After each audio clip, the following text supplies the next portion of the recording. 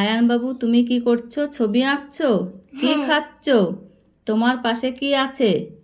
আমি পাকোড়া খাচ্ছি। কিসের পাকোড়া?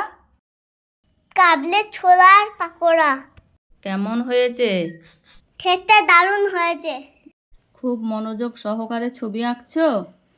ঘর গাছ খুব সুন্দর করে আঁকছো তো, ও রং করছো। বাহ, দারুণ হয়েছে, খুব ভালো লাগছে। চলুন দেখে নিই। এখানে 1 কাপ কাবলি ছোলা নিয়েছি, 7-8 ঘন্টা ভিজিয়ে রেখেছিলাম, পরিষ্কার করে ধুয়ে নিয়েছি। প্রেসারে সেদ্ধ করে নেব। প্রতিদিনের মতো আজও বলছি, লাইক দিয়ে সম্পূর্ণ ভিডিওটি দেখে নেবার অনুরোধ জানাচ্ছি। স্বাদ মতো লবণ দিয়ে দিলাম, ঢাকনা লাগিয়ে সেদ্ধ করে নেব। একটা সিটি দিয়ে দেব।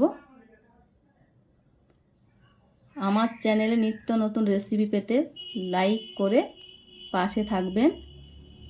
সেদ্ধ হয়ে গেছে, ঢেলে নিয়ে জল ঝরিয়ে নেব।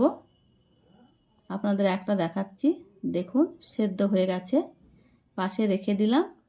এখানে 1 চামচ বেসন, 1 চামচ আতপ চালের গুঁড়ো, স্বাদ মতো লবণ, হলুদ গুঁড়ো, লঙ্কার গুঁড়ো, জিরার গুঁড়ো, ম্যাগি মশলা, মিট মশলা, আদা রসুনের পেস্ট,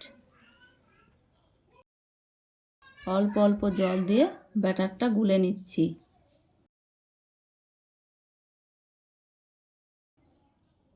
অল্প অল্প জল দিয়ে ব্যাটারটা গুলে নিতে হবে,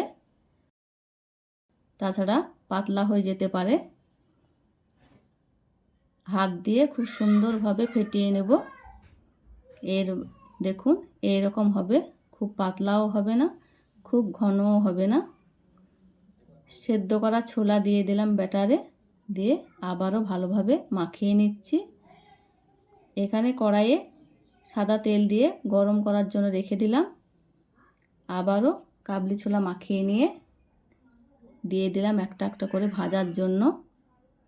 এই সময় গ্যাসের আঁচ মিডিয়াম থাকবে। ভিডিওটি না টেনে পুরো ভিডিওটি দেখে নেবার অনুরোধ রইল।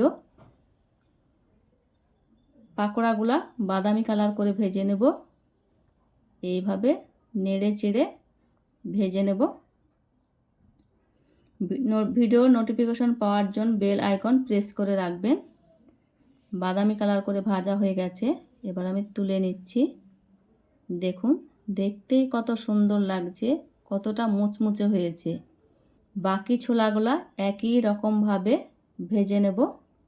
দুটো গাছের মধ্যে মেঘলা আকাশের সৌন্দর্য একটু দেখিয়ে দিলাম। সবগুলা পাকোড়া একই রকমভাবে ভেজে নেব। নেড়ে চেড়ে ভাজা হয়ে গেছে, তুলে নিচ্ছি। দারুণ মুচমুচে ও অসম্ভব মজার হয়েছে। কমেন্ট করে জানাবেন কেমন হয়েছে।